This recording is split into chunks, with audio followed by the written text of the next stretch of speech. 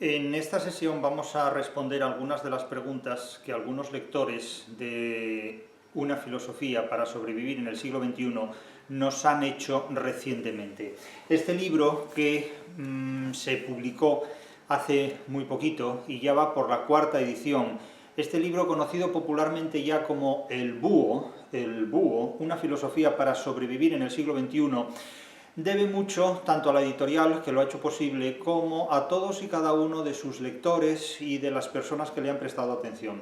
Y quiero en esta sesión, al responder a una serie de preguntas que me han hecho recientemente sobre él, agradecer de manera muy explícita a todas aquellas personas que se han acercado a nosotros con este libro para que se lo firmáramos durante estos días en la Feria del Libro de Madrid.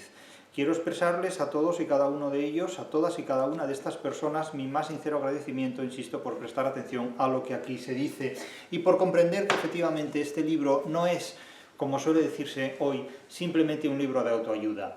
Hay que tener en cuenta que el mercado editorial suele tipificar de manera muy simple, de manera muy plana, para hacer fácilmente comprensible el significado de lo que se comunica, los contenidos de los libros, a fin de que lleguen de una manera rápida y eficaz a cualesquiera destinatarios posibles.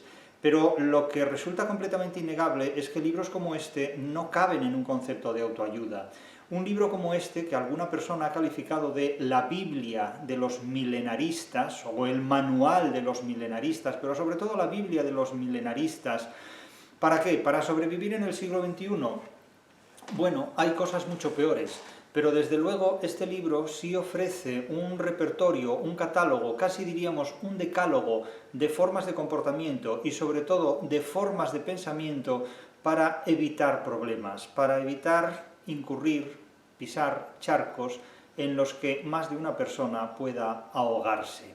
Por esta razón, en la interacción, en la relación que casi diríamos cara a cara, dialécticamente hemos tenido, con toda cordialidad y con todo afecto, porque hemos comprobado todos que la totalidad realmente de los lectores de este libro son personas que están, no diré a la altura del libro, es el libro el que está a la altura de estas personas, sin adaptarse mutuamente los unos a los otros, sino simplemente comprendiéndose y conociéndose. La mayor parte, digo, por no decir que todas estas personas, han hecho una serie de preguntas que verdaderamente reflejan las inquietudes de las más jóvenes, de las personas más jóvenes a la hora de abrirse camino ante una realidad como es la del siglo XXI, que presenta una serie de desafíos bastante originales, una serie de curvas peligrosas particularmente originales en esta centuria. Vamos a tratar de responder aquí algunas de estas preguntas suscitadas por El Búho, suscitadas por Una filosofía para sobrevivir en el siglo XXI, y de esta manera quizás podamos clarificar un poco mejor, un poco más, las perspectivas de algunos lectores. No es que mis respuestas sean una especie de atención al cliente, pero sí me parece, dada mi vocación, y utilizo esta palabra muy entre comillas, mi vocación de profesor, dar explicaciones allí donde sean necesarias a personas que las puedan utilizar de manera inteligente, de manera eficaz, de manera competente. Siempre he apostado por los conocimientos útiles, porque aquellos conocimientos inútiles son aquellos que no sirven para hacernos compatibles con la realidad. La utilidad del conocimiento se mide por el grado de compatibilidad que nos permite desarrollar con el entorno en el que nos encontramos. Es decir, un conocimiento que no nos haga compatibles con la realidad no solo es un conocimiento inútil, es un conocimiento ante todo fraudulento, es un conocimiento engañoso, es un conocimiento sofista que pretende convencernos con argumentos falsos que desembocan siempre en aguas contaminadas. Es decir, los conocimientos inútiles desembocan siempre en aguas contaminadas que pueden resultar muy útiles, ahora que tanto se habla de sostenibilidad, para personas que tratan de aprovecharse de nuestro dinero, de nuestro trabajo, o de nuestro tiempo, o de nuestra capacidad en tanto que recursos humanos, pero que no piensan en nuestro provecho, sino en su exclusivo beneficio. Algunas de las preguntas que me hacen tratan de ser simplemente un test o una forma de conocerme. Muchas personas me preguntaban cuál era mi ideología. Claro, evidentemente esa es una pregunta que no voy a decir que esté mal formulada, pero es una pregunta que, en lo que a mí respecta, está mal planteada. Yo he dicho en numerosas ocasiones que nunca hablo en nombre de ninguna ideología, ni de ninguna religión, ni de ninguna filosofía, porque estas tres formas de codificar la experiencia humana, en términos de filosofía, de religión o de ideología, es una manera muy reductora. Es una manera que reduce enormemente la experiencia humana y la experiencia que el ser humano tiene ante la realidad para encapsularla en un compartimento desde el cual no es posible vivir. Es decir, hay personas que se sienten seguras asumiendo el código de una religión, de una ideología y de una filosofía. Pero esos sistemas, los filosóficos, los ideológicos, los religiosos, comprimen enormemente la vida. Son de alguna manera una contractura muscular ante las necesidades del organismo humano. Es decir, son esquemas demasiado fijos para permanecer invariablemente en ellos a lo largo de toda la vida, cuando la vida humana es sobre todo un despliegue de dinamismo, de movimientos y de anticontracturas intelectuales y musculares. De tal manera que lo más parecido que puede haber a una contractura muscular en la vida es asumir principios inamovibles desde el punto de vista de la religión, de la filosofía y de las ideologías, que suelen ser profundamente dogmáticas. Es decir, no hay nada más paradójico que un filósofo que hable de fundamentalismo filosófico, cuando no suele haber más fundamentalismo que el filosófico, básicamente, o que el religioso, o que el ideológico. Es decir, ideologías, religiones, filosofías, tienen todas ellas un fundamentalismo al cual no van a renunciar nunca jamás, porque en ese fundamentalismo se sustantiva la exclusividad, y además no solo la exclusividad, sino también un potencial excluyente. Las filosofías son exclusivas y excluyentes de otras, que constituyen una alternativa para ellas. Por lo tanto, no cabe preguntarse, al menos a mí, no cabe preguntarse ni preguntarme cuál es mi ideología, porque yo no tengo una ideología. Es imposible que el ser humano inteligente pueda vivir recluido en una ideología, a menos que se subordine, a menos que decida convertir su vida en el recurso humano a disposición de una ideología, de una filosofía, de una religión. Eso nos priva enormemente de libertad. Es decir, adscribirse a una ideología, a una filosofía, a una religión, supone traicionar la realidad, porque la realidad no cabe en una sola ideología, ni en varias tampoco, porque son visiones y enfoques reductores de lo que la realidad es. Del mismo modo que la realidad no cabe tampoco en una filosofía. Por eso a lo largo de la historia hay tantas filosofías, porque ninguna de ellas puede agotar la exigencia de la realidad. Y lo mismo cabe decir de religiones, y lo mismo cabe decir de ideologías. Es absolutamente inhumano, es absolutamente improcedente comprometer la vida propia con una ideología, con una filosofía, con una religión, porque no cabe. La vida de cada uno de nosotros es superior e irreductible a las diferentes ideologías, incluso a todas ellas que se nos plantean. La pregunta no es cuál es tu ideología, la pregunta es cuáles son tus conocimientos. Es decir, que somos el conjunto de conocimientos útiles que podemos movilizar y que podemos manejar. Nuestras limitaciones están determinadas por las ideologías, las religiones y las filosofías, bien que profesamos a título personal o bien que se nos impone a título exterior. Por lo tanto, la libertad humana se mide por el grado de emancipación que el ser humano tenga frente a las ideologías, a las filosofías y a las religiones que externamente se nos imponen. El ser humano no nace con una ideología, ni con una religión, ni con una filosofía. Eso es algo que se le impone a través de diferentes sistemas educativos, muchos de los cuales son tremendamente perniciosos. Por lo tanto, es necesaria una crítica y una criba muy fuerte de todos estos potenciales. Por lo tanto, en respuesta a esa pregunta que tantas veces me hacen, ¿cuál es mi ideología? Yo no tengo ninguna ideología en la que yo quepa. No entro en ninguna ideología. No es que valga más que las ideologías, es que mis valores son otros.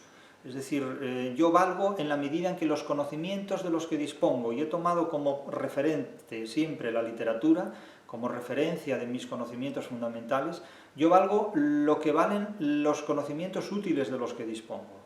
Esos son mis valores, en definitiva, como los valores de cualquier otra persona. Para mí los valores filosóficos, los valores religiosos, los valores ideológicos, lo único que miden es el grado de adscripción de un ser humano a un determinado grupo, que con frecuencia acaba resultando frustrante al cabo del tiempo, de manera que es imposible profesar una ideología sin traicionar la realidad. Es imposible adscribirse a una religión, a una ideología o a una filosofía sin traicionar la realidad, porque la realidad exige unos cambios, unas alteraciones, unas transformaciones a lo largo de la vida que las religiones, las ideologías y las filosofías proscriben. La filosofía, la religión, la ideología es una interdicción de la realidad y es una imposición al ser humano de una serie de conductas que en lugar de ofrecer la libertad tal y como prometen, lo único que desembocan es en aguas turbias. Al único lugar al que nos conducen es a un grado de toxicidad emocional e intelectual del que el propio ser humano no es consciente, en definitiva. Pero esto es algo que se percibe muy tardíamente. Es decir, no se puede profesar una filosofía sin ser un Judas a la realidad. No se puede profesar una religión sin traicionar la realidad. Y no se puede uno adscribir a una ideología sin traicionar la realidad. Es decir, sin traicionarse a sí mismo. Profesar un dogma es traicionarse a sí mismo. Es traicionarse a sí mismo. Es deslegitimarse personalmente para prostituir la personalidad en nombre de una identidad que, lejos de correspondernos, creemos que nos proporciona una libertad y no la hay. El grupo es el refugio de los cobardes. El gremio, en definitiva, es una apariencia de libertad porque todos los gremios vigilan mucho más a sus miembros que a sus adversarios, que a sus enemigos. El grupo exige una mayor sumisión a sus miembros que a sus adversarios. De hecho, el grupo pacta con sus adversarios, pero no permite que sus miembros desarrollen iniciativas de libertad prohibidas por el propio grupo. Por lo tanto, cualquier adscripción a una ideología, insisto, a una religión, a una filosofía, supone renunciar a la libertad propia y, por supuesto, traicionarse a sí mismo y traicionar la realidad en la que uno vive.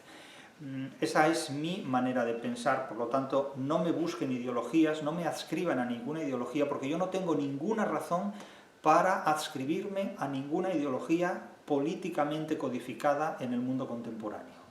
No me gusta ninguna de ellas, me resultan profundamente desagradables, me resultan enfoques que traicionan la realidad, que alejan al individuo de sus posibilidades de desarrollo y de conocimiento individual para suprimirlo como persona e integrarlo en un determinado grupo que pone la voluntad individual a un servicio colectivo. Naturalmente hay muchas personas que ven posibilidades de desarrollo en este contexto, yo no lo voy a discutir. Yo esto no lo voy a discutir en absoluto, cada uno tiene sus opiniones y sus ideas, pero yo no tengo ideología, ni me adscribo a ninguna ideología. Repito, yo no hablo nunca, jamás, en nombre de ninguna religión, de ninguna filosofía y de ninguna ideología. Algunos de ustedes a veces tratan, al oír mis palabras o mis intervenciones, de arrimar el ascua a su sardina, es decir, de ver en lo que yo digo la confirmación de determinadas tendencias. Evidentemente, cuando pronunciamos una palabra prohibida, ya no sabemos si defendemos a la democracia de sus enemigos o a la libertad de los amigos de la democracia. No se sabe esto, y cada cual puede hacer un uso muy particular, interpretativamente hablando, de lo que dice el prójimo. Pero yo soy responsable de lo que yo digo, no soy responsable de lo que hago, de lo que digo, en los sueños, en las pesadillas y en las conversaciones de los demás. Eso ya es otra cuestión. Y por supuesto, tampoco soy responsable de la descontextualización deliberada de mi imagen, de mi palabra o de lo que sea. Eso ya es harina de un costal que no me compete, que no me corresponde. Otra persona me preguntaba, ¿cuál es su primer recuerdo en la vida? Bien, el primer recuerdo en la vida solo puede ser el de la placenta materna, pero claro, no tenemos una capacidad, no tenemos un disco duro tan potente como para recordar cómo era la placenta materna. Eso es el primer recuerdo que uno puede tener en su vida, la placenta materna. Pero, claro, esta no es una respuesta respetuosa con la pregunta, porque decir, bueno, ¿cuál es el primer recuerdo que usted tiene en su vida? Bueno, pues la placenta materna, porque claro, esto ya implica que uno es persona antes de salir de la placenta materna. Y claro, difícilmente podríamos considerar, si nos ponemos muy exquisitos, que una persona es el organismo de otra persona, porque en definitiva un feto materno no es más que el órgano de una mujer embarazada.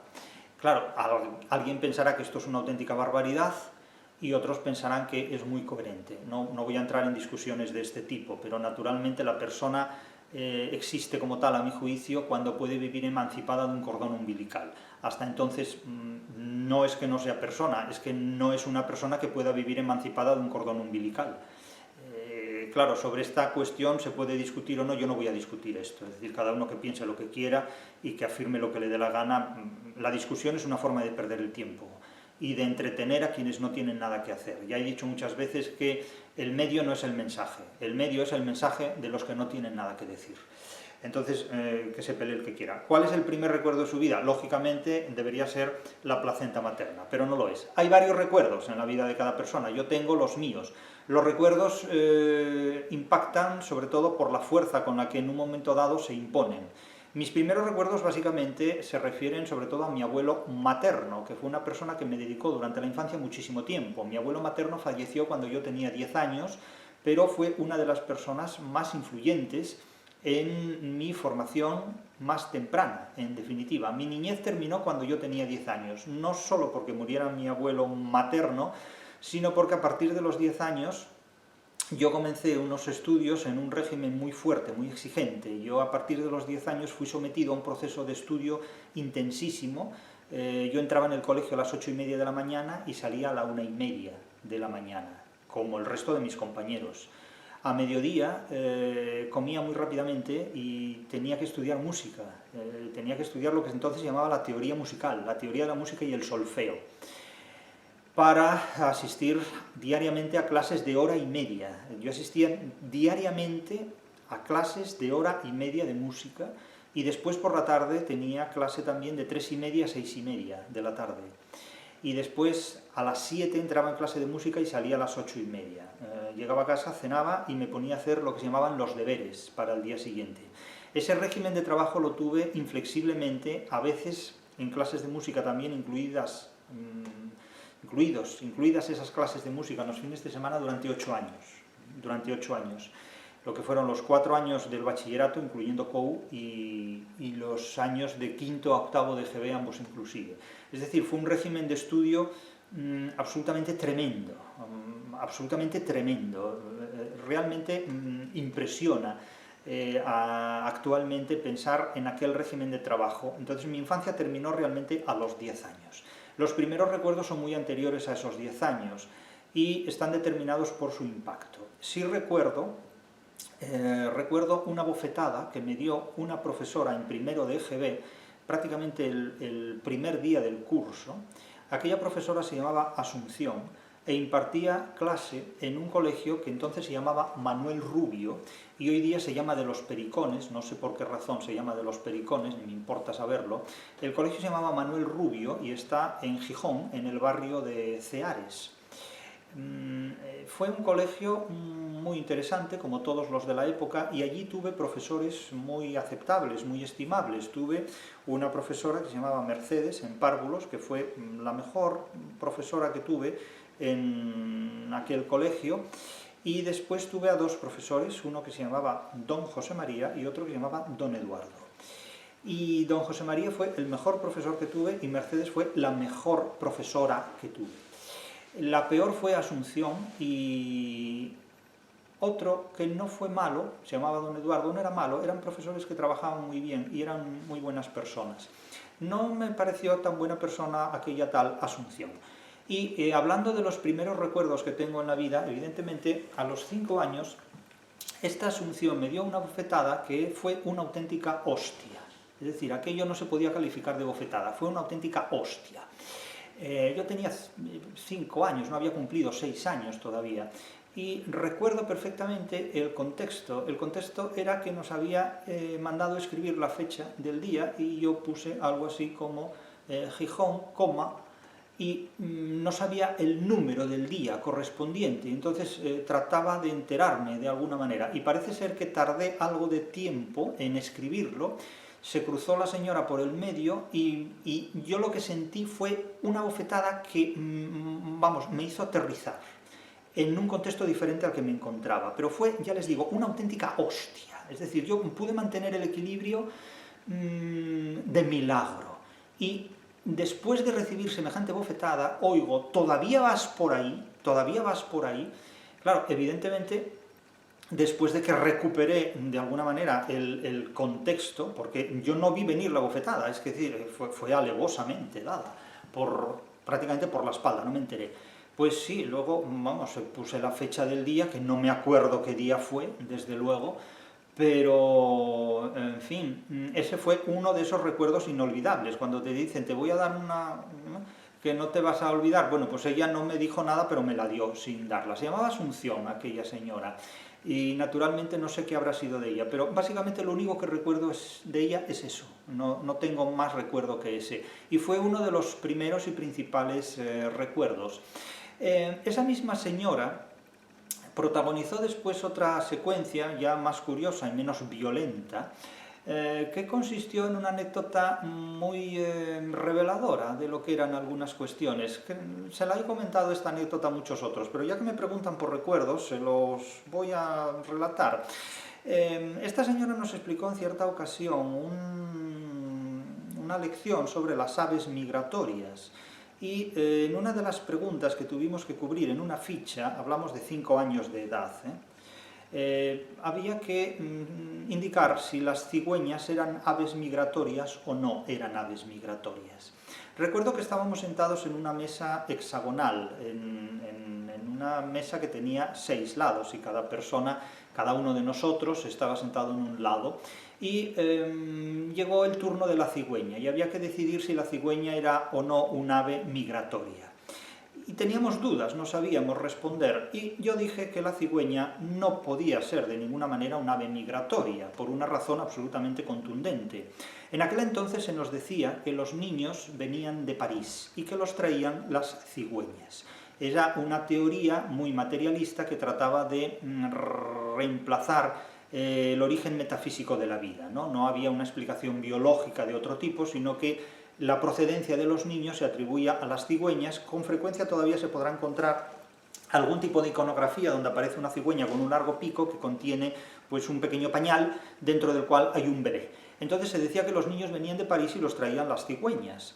De tal manera que yo opté por imponer en la mesa el criterio de que si las cigüeñas eran las aves responsables de mantener el nivel demográfico, pues evidentemente no podían emigrar, porque no había ningún periodo en el año, que a mí me constara, en el que no hubiera natalicios.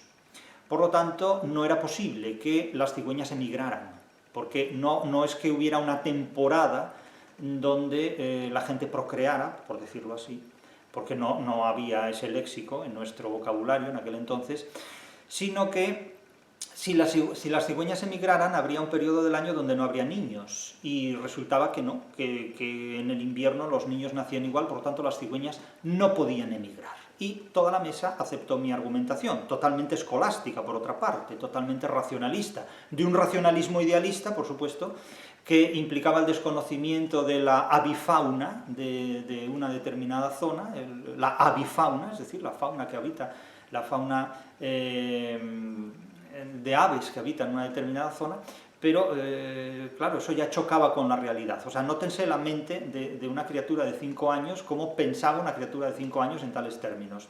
Y todo el mundo optó por, vamos, impepinablemente, porque eso era un axioma, que la cigüeña no emigraba. Naturalmente, al corregir la ficha, la profesora tachó aquello y dijo que la cigüeña era una ave migratoria.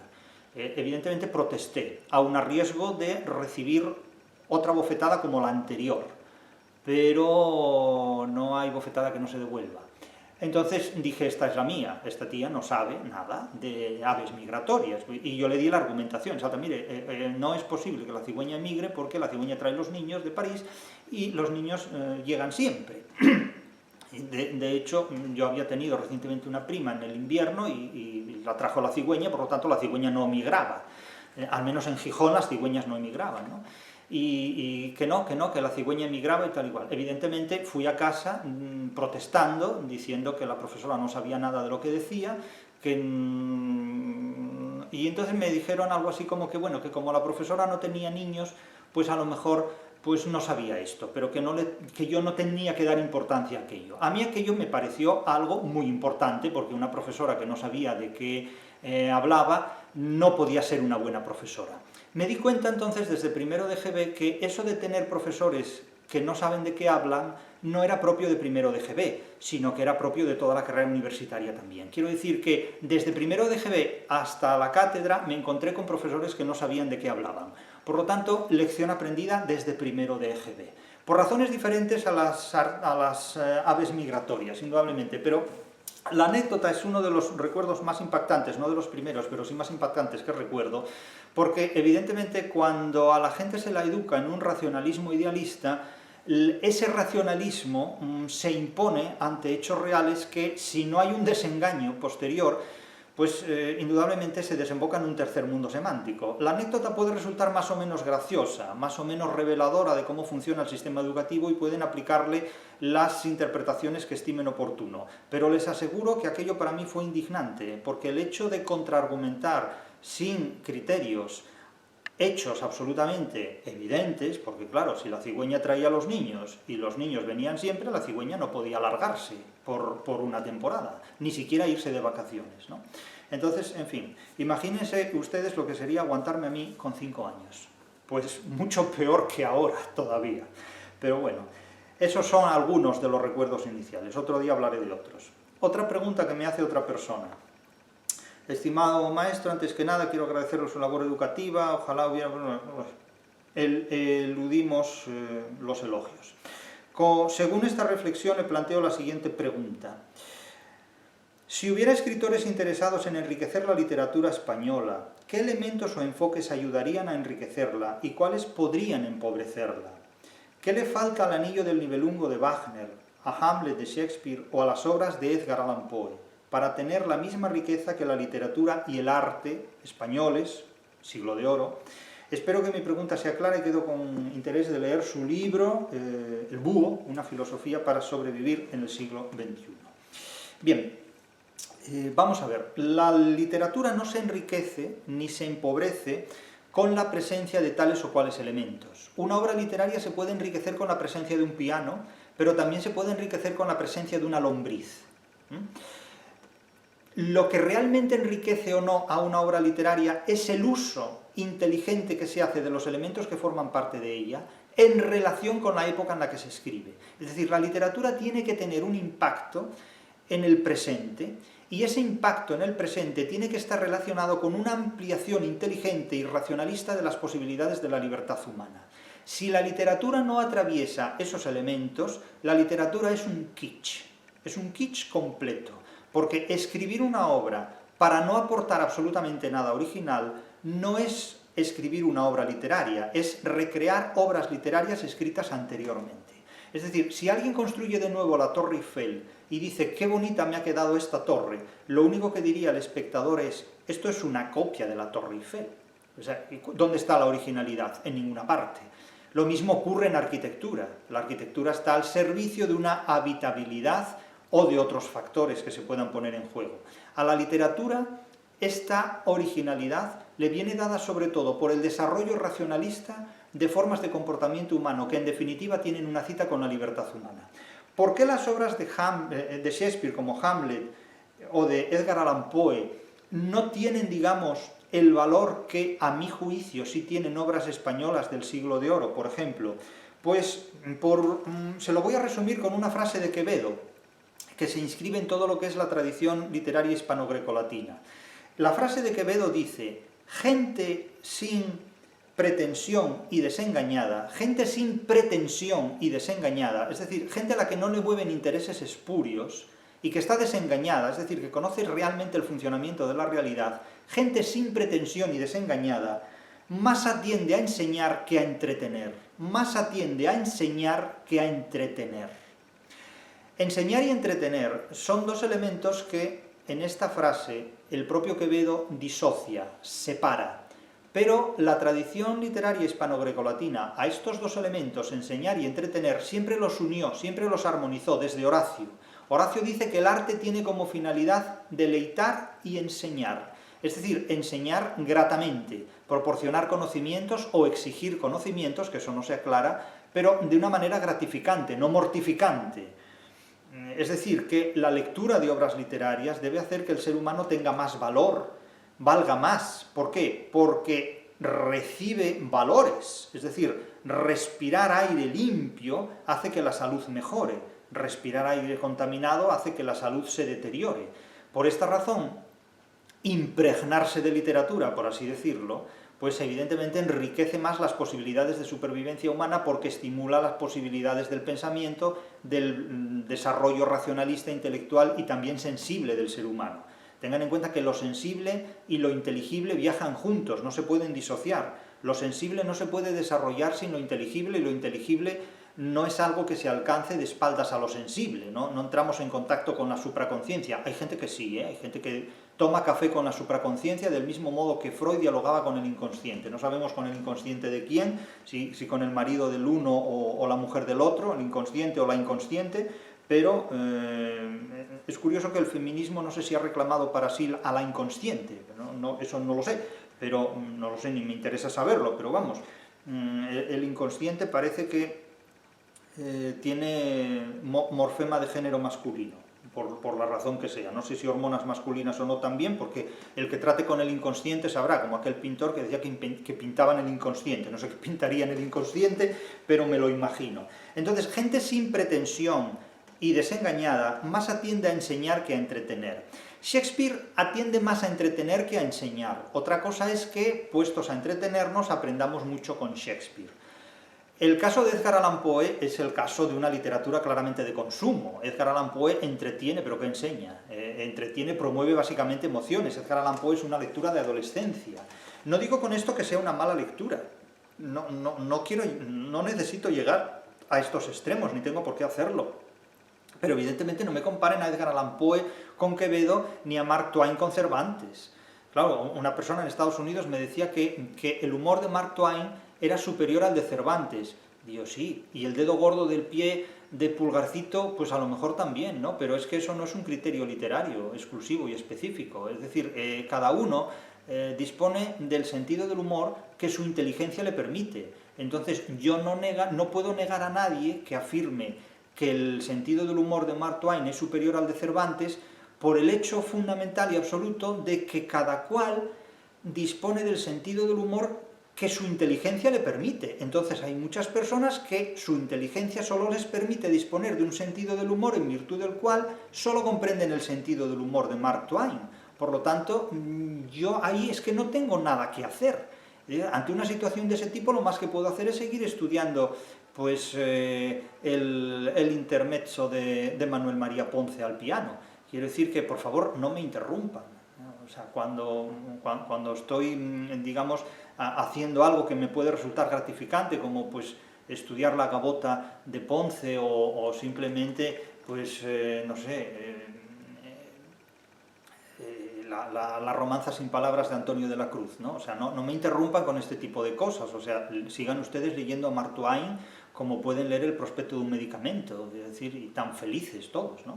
A lo mejor leer prospectos de medicamentos también relaja. Stendhal decía que leía el Código Civil para escribir de manera sintética novelas. A lo mejor si hubiera leído a Quevedo, pues se enriquecía mucho más en las novelas que escribió, pero bueno, allá cada cual. Es decir, también Mario Vargas Llosa dijo que la mejor literatura del mundo era la francesa. Bueno, pues nada, a lo mejor pues un buen francés alivia mucho las perspectivas de Mario Vargas Llosa. Un buen francés puede, no sé, hacer que alguien cambie de opinión respecto a algunas cosas, pero eso ya no es asunto mío. Lo que quiero decir, ateniéndome a la pregunta, es que al Anillo del Nibelungo de Wagner en realidad no le falta nada. Es una obra maestra de la música y también de la recreación literaria. El Hamlet de Shakespeare es una obra que básicamente pretende más que nada entretener y sobre todo entretener a los psicoanalistas, que son los que más entretenidos están con el Hamlet de Shakespeare. En cuanto a la literatura, el Hamlet de Shakespeare solo demuestra pues cómo piensa una persona mentalmente subdesarrollada, es decir, que no es capaz de resolver ningún problema y sobre todo es alguien que no es capaz de entrar en la modernidad.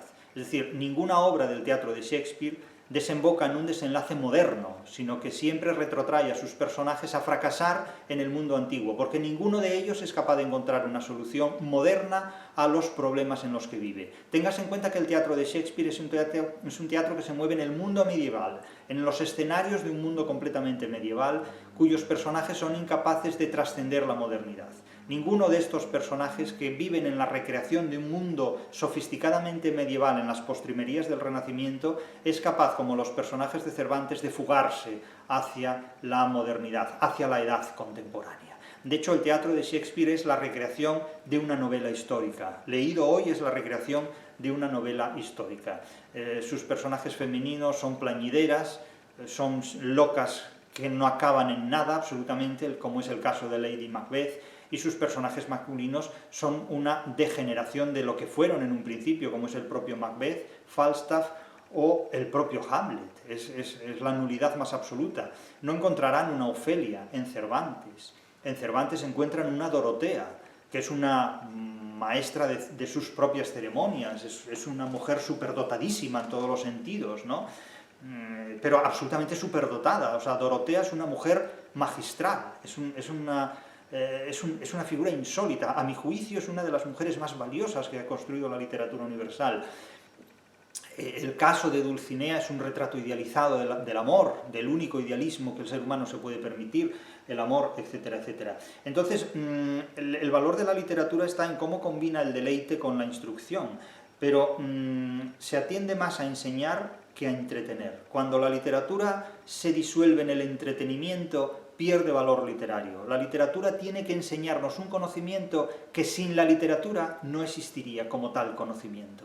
Ahí es donde se erige la originalidad de una obra literaria. ¿Qué nos enseña una obra literaria?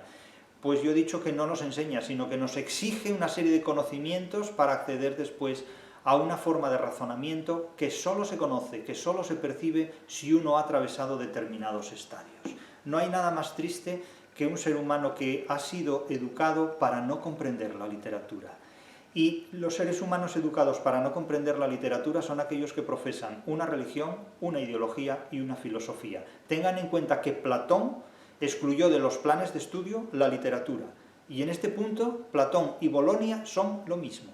Tengan en cuenta que Platón excluyó de los planes de estudio de su república esquizofrénica, psicopática y completamente patibularia a la literatura. Exactamente igual que Bolonia excluyó a la literatura de los planes de estudio de las universidades públicas y privadas.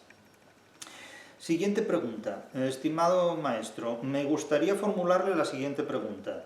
¿Qué ventaja tiene la literatura frente a otras construcciones humanas que buscan abrirse camino hacia la libertad, pero que en lugar de exigir conocimientos los proporcionan? ¿Podría ofrecer un ejemplo de cómo la literatura se abre camino hacia la libertad a través de la lucha? Muchas gracias. Bien, aquí hay dos preguntas y la primera de ellas implica un quiasmo, implica una combinación de ideas muy antagónicas que conviene aclarar. La primera pregunta dice, ¿qué ventaja tiene la literatura frente a otras construcciones humanas que buscan abrirse camino hacia la libertad? Pues la ventaja que tiene la literatura es que no revela la estrategia que utiliza para abrirse camino hacia la libertad, mientras que otras formas de actividad humana la tienen que revelar abiertamente. Es decir, que la literatura puede sortear la censura mucho mejor que la ciencia, que una filosofía que se enfrenta a otra filosofía más potente, con poder para censurar a la más débil, o simplemente a una ideología política que trata de imponerse contra otras ideologías y que por resultar más débil puede ser abatida fácilmente por las ideologías más poderosas. Sin embargo, la literatura, al no suscribirse explícitamente a ninguna ideología, digo explícitamente porque a veces la literatura también se prostituye, al no suscribirse explícitamente a una ideología, una religión, una filosofía, puede sustraerse a estos imperativos a través de la ficción. La ficción es algo indigerible para la religión, es algo indigerible para la filosofía, es algo indigerible para las ideologías. Ideologías, filosofías y religiones siempre se toman la ficción en serio, no pueden hacer chistes con irrealidades que les resultan problemáticas, porque la ideología, la religión, la filosofía mantienen siempre una relación patológica con la realidad. Hay realidades que no se pueden tomar en serio ni siquiera en sueños. Es decir, que imaginarse determinadas cosas en términos de una filosofía dogmática es absolutamente intolerable. Lo mismo en términos de una religión dogmática, valga la redundancia, o de una ideología dogmática, valga la redundancia también. Es decir, no se juega ni con la ficción en estos casos. Entonces, claro, la literatura se puede abrir camino hacia la libertad a través de la ficción, porque la literatura puede suspender la seriedad en su relación con la realidad en determinados momentos, pero de forma ficticia. Claro, cuando se dice en la segunda parte de la pregunta, en lugar de exigir conocimientos los proporcionan, vamos a ver, la medicina exige conocimientos, porque para saber medicina hay que saber matemáticas, para saber medicina hay que saber física y química. Entonces, hay una serie de conocimientos previos que esas prácticas humanas exigen. Para saber matemáticas es necesario primero memorizar la tabla de multiplicar. Claro, cuando alguien dice, no, es que no vamos a memorizar la tabla de multiplicar, no vamos a memorizar nada. Bueno, pues si no van a memorizar nada, dedíquense ustedes a jugar con lo que les salga de la cabeza, pero tengan en cuenta que habrá personas que manejen la matemática mejor que ustedes, simplemente, ya está, es lo que hay que asumir. Entonces ustedes serán matemáticos de circo y habrá otros matemáticos que desembocarán en ingeniería aeronáutica, por ejemplo, mientras ustedes se dedican a hacer espectáculos circenses, ¿no? Es decir, que, vamos a ver, cuando yo afirmo que la literatura no proporciona conocimientos, sino que los exige, lo que quiero decir es que para interpretar literatura ustedes primero tienen que aprender a leer y a escribir. Y en segundo lugar tienen que aprender a identificar una serie de palabras. No las busquen en el diccionario, búsquenlas en la realidad, porque las palabras llegan al diccionario después de que los seres humanos las han incorporado a sus prácticas vitales fundamentales. Y salen del diccionario cuando los seres humanos dejan de usarlas, en definitiva. No hablo del diccionario de la Real Academia de la Lengua Española, que eso es otra película. Esa es otra película. El gremio es el refugio de los cobardes, de los fracasados, básicamente de los fracasados, también de los cobardes, suelen ir juntos. Pero, claro, la literatura se abre camino hacia la libertad a través de la lucha y del enfrentamiento dialéctico, porque es que si no, no es literatura. Si no, puede ser un panfleto, puede ser un kitsch, o puede ser simplemente la repetición de algo ya conocido. Claro, usted me dice, ¿podría ofrecer un ejemplo de cómo la literatura se abre camino hacia la libertad a través de la lucha? Pues dígaselo a Cervantes, cómo fue capaz de escribir una obra literaria en contra de los idealistas, y luchando en contra de un idealismo religioso en muchísimos aspectos. Cervantes escribe una obra como La Numancia, donde suicida a todo un pueblo después de que el Concilio de Trento, que se celebra entre 1545 y 1565, prohibiera el suicidio en la literatura. O sea, fíjense ustedes el dogmatismo religioso hasta dónde llega, que no le basta prohibir el suicidio en la realidad, sino que lo prohíbe también en la ficción literaria, argumentando que naturalmente el ejemplo de personajes literarios que se suicidan pueden invitar racionalmente a que otras personas incurran también en suicidio en la vida real. Y es un argumento cierto. Pero nótese cómo, en lugar de educar a la gente para enfrentarse a evitar el suicidio, suprimen la causa. Claro, el planteamiento es, ¿a usted le duele la cabeza? Pues en vez de darle una aspirina, le vamos a dar un guillotinazo. Entonces, claro, naturalmente, la guillotina resuelve para siempre el dolor de cabeza. Porque si le damos una aspirina, a lo mejor la semana que viene le vuelve a doler la cabeza otra vez. Pero si lo guillotinamos, le aseguramos que la cabeza no le volverá a doler nunca más. Entonces, claro, ese es el planteamiento. Lo mismo ocurrió hoy con las pantallas. Decimos que los chiquillos están todo el día con las pantallas. Ustedes no pueden educar en el siglo XXI a una persona de espaldas a las pantallas y a los teléfonos móviles. Ustedes los tienen que educar de cara a las pantallas y a los teléfonos móviles para desarrollar en estos seres humanos, desde chiquititos, una capacidad alternativa al uso de las pantallas.